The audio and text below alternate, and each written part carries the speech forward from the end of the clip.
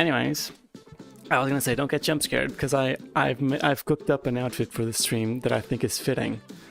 Okay, are you ready? Are you ready for this? Okay, wait. Yo. How you doing? Oh wait, I gotta show the full outfit. Look. Wah. I got a cropped tie thing going on. Yeah? I don't fit on the camera. I'm too big. I'm gonna be honest, I'm really nervous for this. I did full-on research. Okay, I looked for scientific papers for this. I'm ready to give you some facts. Is that just a tube of protein powder? What? Where did you see a tube of protein powder? Listen, what? Behind? That is my kettle. The red thing is a kettle. But yeah, so I'm just gonna take it as a friendly, you know, commute. And if I mess up as we go, you can tell me, or if you think something's maybe doesn't make a lot of sense, we can discuss it at the time. I even have an index. I have a freaking index for this. Look, this is what I got. I've been working. That's the end. So let's start, shall we? So first of all, I'm gonna divide this into 5 sections. Okay. We're gonna speak about posing, facial expressions as asked, posture, angle, and lighting, and then camera lens, but that's like really short. So those all make, you know, what we take photos as, if that makes sense. So let's start with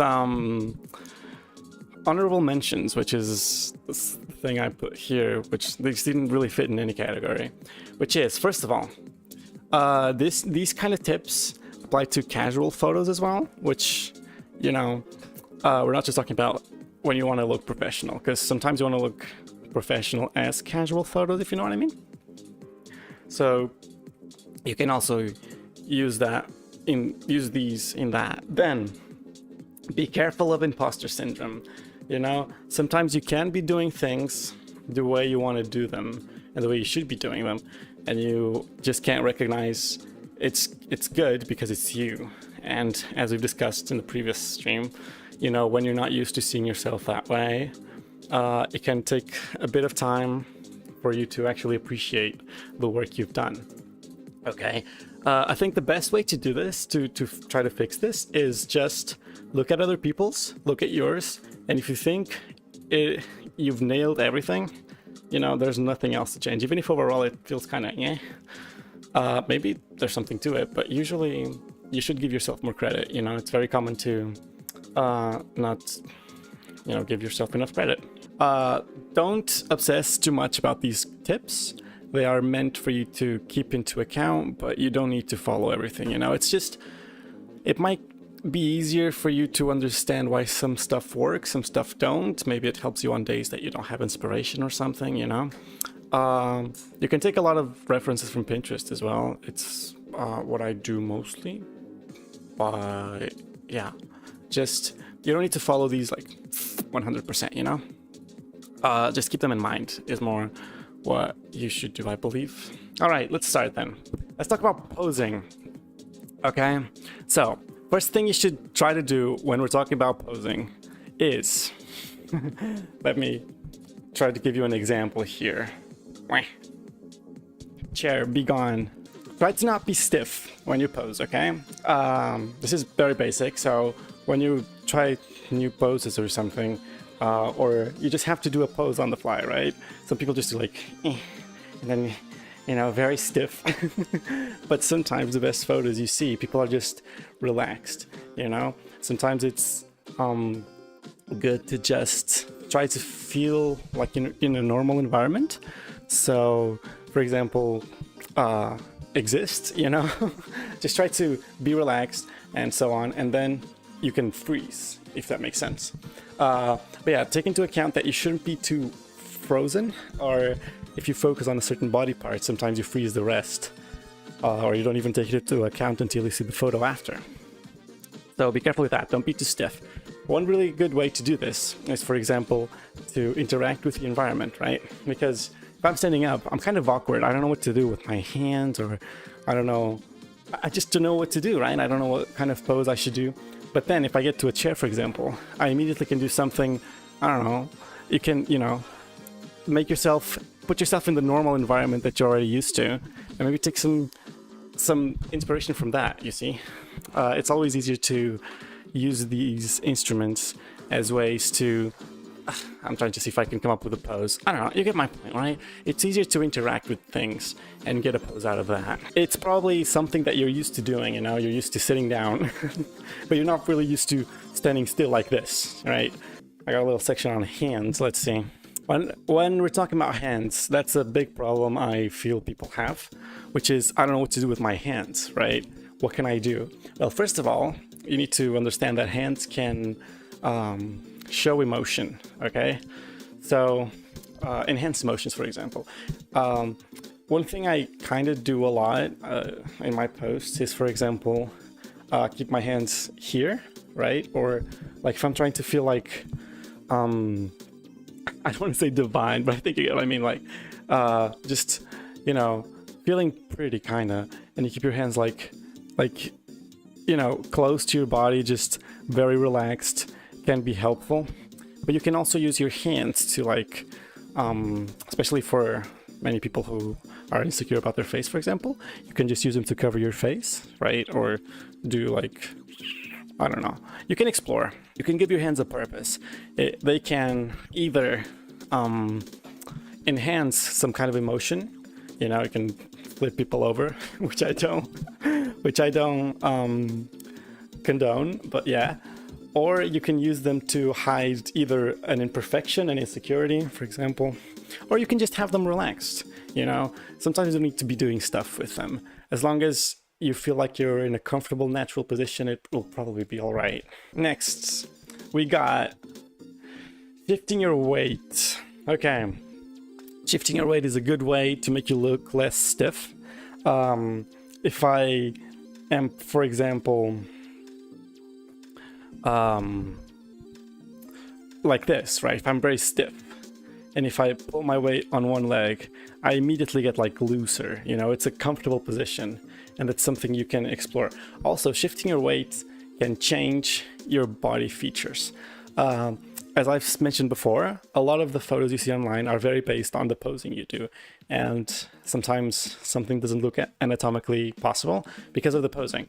So for example, if I was, let's say, sideways, okay, and then I were to put my weight on this leg, the leg closer to the camera, you can already see this accentuates a lot, right? It's even more accentuated if I raise my foot like this, if I go on my toes. Look, you see that? And it doesn't look kind of okay on this leg, but one thing you'll see a lot is people cropping the other leg, so you only see the one that looks okay and doesn't look very natural. But yeah, I think you get the point. So yeah, shifting your weight definitely can help a lot. If you're feeling uncomfortable, try shifting your weight around, for example, and it can help you get more comfortable, relaxing, and not look so stiff. Doing this and this out of this is really weird. Oh, there's this really useful tip when it comes to sitting, I suppose. Okay, let's just say you feel like your legs are not the thickest, okay? I mean, my legs look okay-ish like this. They don't look like absurdly big or anything. They look okay, right? They look normal. They are normal. But then, for example, if I come to my chair, okay, and I sit down, this squishes the legs, right? And they look much bigger. I mean, kind of hard to tell from the camera, but I think you get my point. You just gotta try it yourself, okay? If you squish your legs, you'll definitely see them being a lot bigger. So this is a trick you'll see a lot of people using. For example, people who are working on their gains at the gym and they're showing off their arm, you'll see them compressing their arm against their torso, right? Because it makes their arm look bigger. I mean, look at mine. Mine isn't this big. Mine's this big, you know? So compressing stuff against yourself can definitely make it look bigger. And such as the example as, for example, sitting down on your legs, you know? Or on your butt, That's also a cool thing you can do to try to manipulate how your body looks during your poses, is, for example, trying to compress stuff against each other. That can really help. For example, if you try to, not while standing up, but compress the leg, you know, I gotta try to relax it. This really doesn't help. But I think you get my point, right? If you compress stuff, it looks bigger. Then we got about posing when you're trying to look, for example, more feminine or more masculine. You don't necessarily need to go for one of them, but I do know in this community people tend to go a lot for feminine. And as I said before, I said this in the stream, I know, but okay, I've seen a lot of people do this, okay? They're trying to find a pose and they just go like this, okay? They first stand like this, and this looks really awkward, right? It looks super awkward and super like, I don't know. Especially if you do it like this. It just looks weird. It looks so weird. It's the feet, man, I'm telling you. Toes are not just for looking, okay? Toes they indicate a lot of your overall vibe, I guess, your posture in a way. So for example, I was like this, right? I was just comfortable. And if I put my feet inwards, right, I already look much more, let's say, feminine, okay? Especially because feminine features are attributed to, you know, shyness, let's say, while male ones are kind of more confident. There's exceptions, of course, but we're talking about, you know, what is societally accepted. Also, one really easy pose you can do, for example. So first we got our feet inwards, right? That already gives us kind of a vibe. And then something you can do, I need to put my tie backwards for this. You see my, you know, my belly, I suppose. I look kind of squarish, right? I mean, this is the normal human body, of course, but there are stuff you can do to make this look way thinner. So one of them, when you do put your feet inwards, and you should put your butt kind of tucked backwards, okay? This is not going to look good from the back. This is only for the camera, okay? This is what posing is about. But if you do it like this, so feet inwards, and then you put your back a bit, you put your butt back, right? You can already start to see like there's a shape here going on. You can see like there's already a much bigger angle. These shorts really do not help my case. I also found that putting one leg in front of the other helps for some reason. Working with perspective and that kind of stuff can be really helpful. I'm getting tired for this. Oh yeah, I think you can see it better, right? Look at this. Suddenly I got like a huge curve here. So, yeah, try to experiment with perspective. Remember that you're not 2D, you're 3D, right? You can go back. Your legs can go forward. You can look, you know, I'm trying to exaggerate this. You can try to make it look way less accentuated this way. God, I got a note here saying that feminine poses, let's say it's a social construct because, you know, there's no such thing as feminine or masculine if we think about it. So do keep that in mind. It's fine if you want to go for one thing to start off. That's what people usually do to fulfill their desires of looking a certain way. But once you're comfortable, don't be afraid to try out the other side because you might just like it. So yeah. Then we got clothing. So clothing changes your shape a lot. As I said, using black, for example, makes you look smaller. Using white makes you look bigger, right? So if you want your legs to look bigger, use white pants or something light colored. And if you want your chest, your waist to look smaller, I mean, that's why when you see tight clothes, they're usually black, you know, because they make your waist look smaller, for example.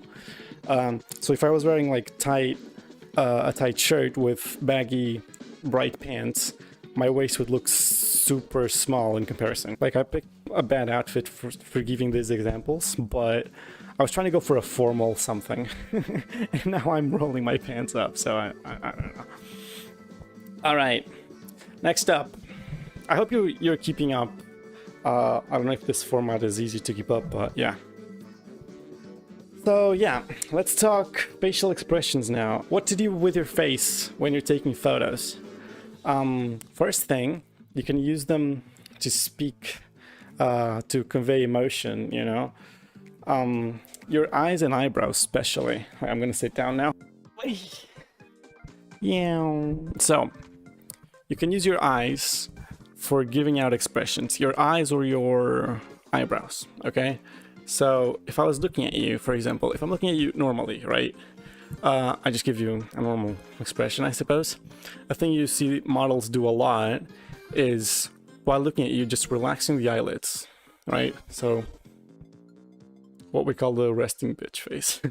Relaxing the eyelids and the eyebrows, maybe even squinting them ever so slightly to, you know, give a little impact. But you can also, for example, be looking to the side or whatever to convey emotions. Your eyebrows also give a lot of emotions. You know, we talk a lot through our eyebrows, so you can use that as well. So sometimes just keeping your face relaxed is the way to go. You know, you don't need to be doing something with your face. I mean, to be fair, you'll see me a lot of times just doing like this because I don't know what to do with my face. So I just go for like whatever, you know. Just try to not be too worried about it, because your normal face probably is what looks the best. So yeah. Then your eyes, when you feel like they're awkward on the camera, you can try to look at different places. Most times when people take selfies, for example, like on the mirror or something, they're looking at themselves on the phone. And that's what you're used to seeing. So you can try that. You can try just looking at yourself while taking the photo. So you're not directly looking at the camera. It's not as awkward as piercing, let's say. You're just looking at the phone. Or you can look, again, you can look to the side, you can look, I don't know. You can try looking directly at the camera as well, if that's the effect you want.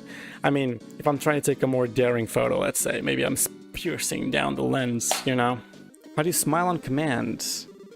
I don't. Okay, see, the thing about smiling, why smiling can look like really creepy in photos, right? Because sometimes it just doesn't look natural, is when humans smile, we don't just smile with our mouths. We smile with our cheeks, with our eyes.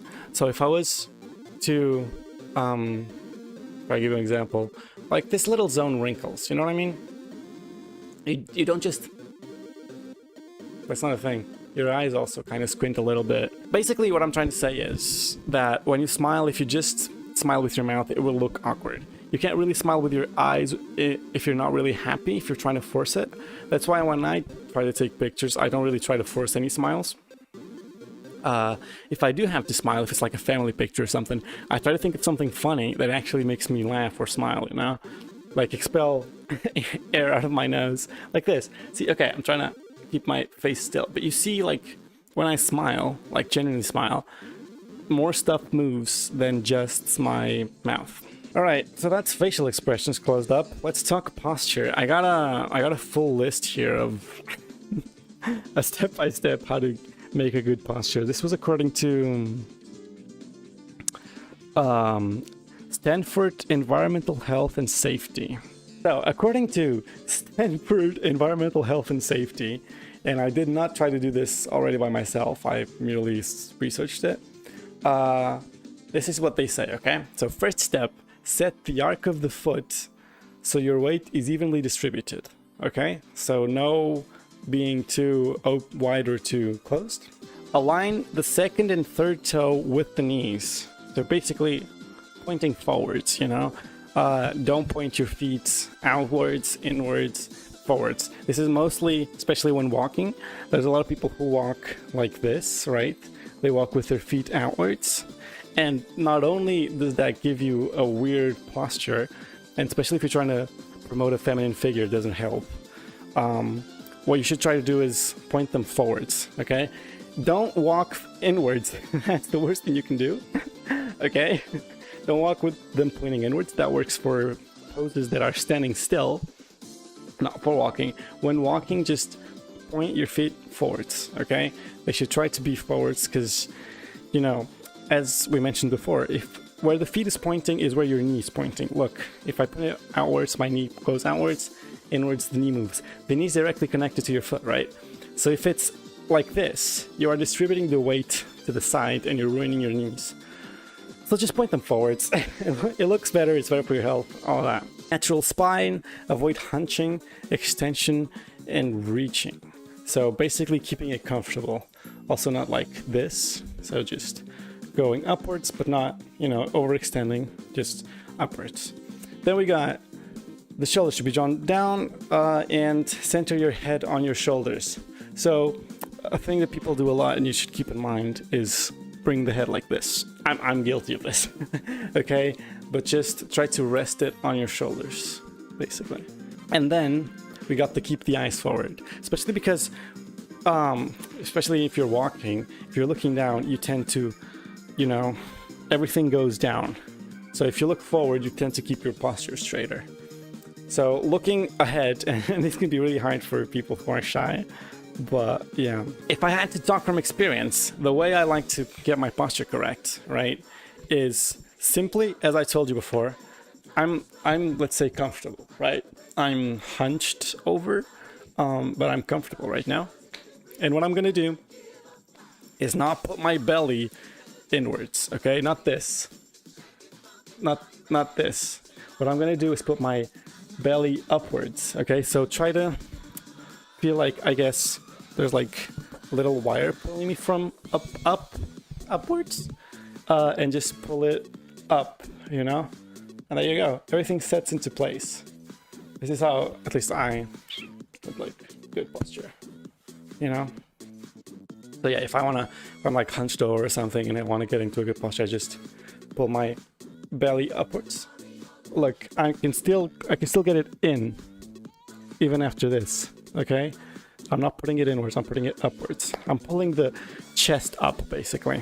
Do you think you can upload the list of points you're making after the stream? Yeah, of course. I can make a PDF out of it. Just keep in mind it's not the most professional, but it should have everything written down. Also, something else I have noted here is that I've seen advice such as the trick is to be confident. So the trick for, you know, liking your posture, liking your posing is to be confident. But the thing is, that is a lot, like, that is correlated. You can't really have one thing without the other. Because if you're confident, your chest goes up, your posture is corrected, you know? So, of course, if you're confident, you'll way more easily have better posture, better posing, and you're not just hunched over or you're not just stiffed, because you're confident, you know? So, one thing you can do is just fake it till you make it, basically, and be more confident than you think you are, because you can do it, I believe. And that'll help you improve posture and posing. And there goes the camera. So, also I have this thing, according to the National University of Physical Education and Sports from Bucharest, exercises to the back and spine, including stretching, help achieve a better posture. And at least for me, this is really helpful because I've been trying to work on my flexibility. So exercises that include your spine, which would include like trying to touch your toes or stuff, you know, really help keep that posture. This is science talking, not me. You can speak to the University of Bucharest because they're the source, okay? I don't know if you exercise or something, but just include that in your routine. It's like a minute and it helps so much. All right, let's talk angles. So if I'm going forwards, right, it looks really square. And a really easy way to fix this. First, get a good posture, okay? And then just go sideways. It already looks way thinner because in comparison to everything else that's going on here, it already looks way thinner. And you don't want to go to the side. You want to try to give it an angle to still give the impression that you're showing, let's say, the full belly. But there's a huge difference on what you can see. First of all, your stomach is not flat. You're not a square. There's this little thing you have here, you know, your belly like goes front. And for example, you can use that to give illusions, let's say. Really hard to explain, I'm sorry. It helps, for example, your waist look snatched. You can help your legs look bigger. You can help your arms look bigger. I haven't explored the upper part, I'm gonna be honest. But everything applies the same. So yeah, basically explore different angles. Don't just limit yourself to going forwards, you know. Try to move around, see what you like the most. And yeah. Oh, this is good for people who say they are too tall. Because there's things you can do. It's literally all a matter of perspective saying you're tall, you know. You literally can, I don't know, make illusions, but that's not the point here. So for example, if I, well, as you were saying earlier, you were saying that this framing made me look tiny, right? One thing you can do to look smaller, for example, if you want, is put the camera above you, okay? Also, so if you're taking a selfie and just slightly tilt it upwards, it can give you the impression that you're smaller, and same thing if you point it from below. But do be aware that taking photos from above or below also changes your facial features. That's why a lot of people, I mean, you can try this. If you take a photo from below, you're basically looking like you have a double chin, right? While if you take it like this, your face looks way more defined. Basically what you're doing here is, let's see if I can try to show this. Yeah, okay, so you see the lines that define my face here are my cheek and now my chin. But if I'm looking forwards, it's my jaw. You see the difference? And this kind of facial shape is usually perceived as not only more feminine, but prettier. So that's also one of the things why people usually take photos from above, because it looks better. If the effect you're looking for is to look smaller, also 0.5 camera can give that effect. So about the camera lens, your camera has different modes, let's say. So the 0.5 is a good thing for making things look smaller. So for example, if you were to take pictures of yourself with a 0.5, it kind of crams you into a space, you know? It's basically like if you are taking a photo and you don't zoom it through the corner, you zoom it through the side, you know? And it just stretches the picture, but it stretches inwards. But one thing about the camera lens, which is really important, you have to keep in mind when taking photos. So cameras give different feels. So for example, we're talking 0.5 makes you look slimmer or whatnot. But even the normal one is not the same as your eye. What does this mean? Sometimes you might think that you look weird on photos and you look okay on the mirror. And why, you know, it's a weird phenomenon. Like every time you look in the mirror, you kind of like yourself more than when you look at your photos. And this happens because your camera is not the same as your eye. What the camera does basically is it has a concave shape to kind of get more of the light that's coming in. And that's how it takes photos. So this means it gives you a fisheye lens kind of effect. You know, I'm sure most of you know what fisheye lens is, but I'm just going to explain it for the people who might not know. It's basically, you know a spoon. Wait, I think I have one here. I mean, literally in the kitchen, so. If you get a spoon and you look at it from one side, you look, you know, smaller on this side. And on this side, you look bigger because it is taking your shape, let's say, and extending it through a wider surface. So that's kind of what the camera does, if that makes sense. And keeping that in mind, that's why you might look weird, because it's basically as if someone stretched your face kind of weird, you know, more on the sides, less in the middle. And that's why you might look weird on the selfies. To fix this, for example, one thing you can do is put your phone further away and zoom in on the camera, because this kind of neglects that effect, you know? Also, the frontal camera usually has this effect more than the back camera. Backwards camera is also bigger usually, so there's more of this effect on the front. So if you're trying to get, you know, looking better, I suppose, because it looks kind of weird if it has this effect going on, you can just try to take photos with your back camera. Although that has the negative effect that you can't really see what you're doing. A full fisheye lens will distort the image essentially into a sphere. Yeah, exactly. Thank you. Just look at late 90s hip-hop videos. Yeah, exactly. Yeah, those are good examples. Thank you, class. I was seeing if you were paying attention was all. Now we're gonna come up to lighting. Lighting. Also, as Wags mentioned, lighting affects the camera quality. So, okay, everyone's familiar with FNAF, right? If you're lighting, I think I can give you an example of that right now, actually. Let's see. Okay, you see this? You see the camera flicking? You see this? I look like I'm in a FNAF freaking kind of thing, right?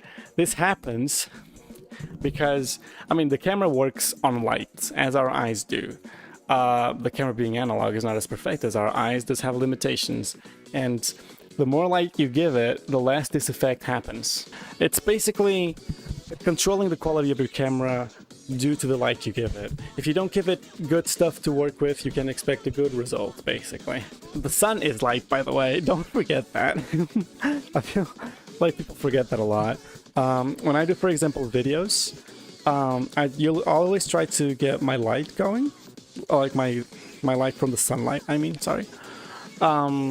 Because it's just such a better quality. First of all, the sun is way brighter than you think, you know, than you give yourself the idea, I suppose. Because, you know, your eyes get used to it, but it makes a big difference to the camera. Because it's about the light you give to work with it.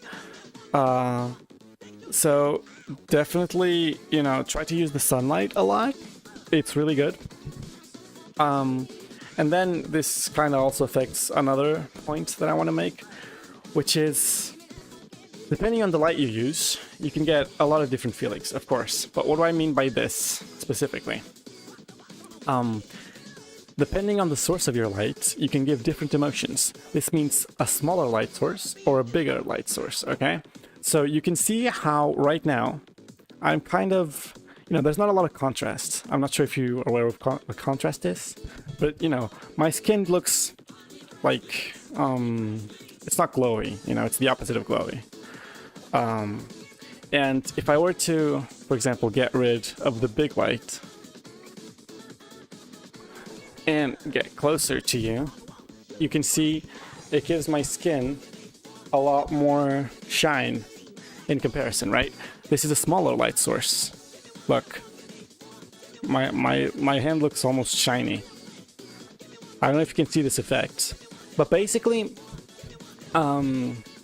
if you have big light source, you will look more stale, let's say, more like even. And if you have a smaller light source, you will look more shiny. Okay, bigger light sources also show less detail. You know, if you want to show, for example, let's say, you know, those really detailed pictures like arm hair or something, they're always like black backgrounds and like lights on the source. That's because it shows more detail as well. And yeah, then also we have the mood that light conveys. We'll go over that in a second. But basically, depending on, for example, the color you're using, you can give different emotions about your picture. So I asked Wax for this because this is a really good example. For example, Wax always uses this pinkish color, right? Which is usually associated with more sorry, Wax, with more you know, I don't want to say sexiness, but, you know, more intimacy in a way. And okay, I did something funny, right? Do you want to see Wags being sun-kissed? Do you want to see Wags being sun-kissed? Because I got that just for you. Look at how different the emotion is. Suddenly he's not, you know, challenging you. Suddenly he's more just like enjoying himself, like calmly at the sun, you know? It's such a huge difference. For example, if you're using warm colors are like yellows, reds, and oranges, or if you're using cold colors, so purples, blues, and cyans, you can either convey more of a comfy feeling, being warm, or you can convey more of a cold, harsh feeling, being cold. This is also why in homes, usually lights are yellow and not white, because if it's white, it looks like you're in a hospital, right? Look at this. Suddenly, I am, you know, way harsher looking. Suddenly I'm like judging you. And then if I go to the warmer option, you know, it could be a cozy hangout, you know, we're just vibing. You know what I mean? So let's say you can even give psychedelic vibes. So if you use pink and green, you know?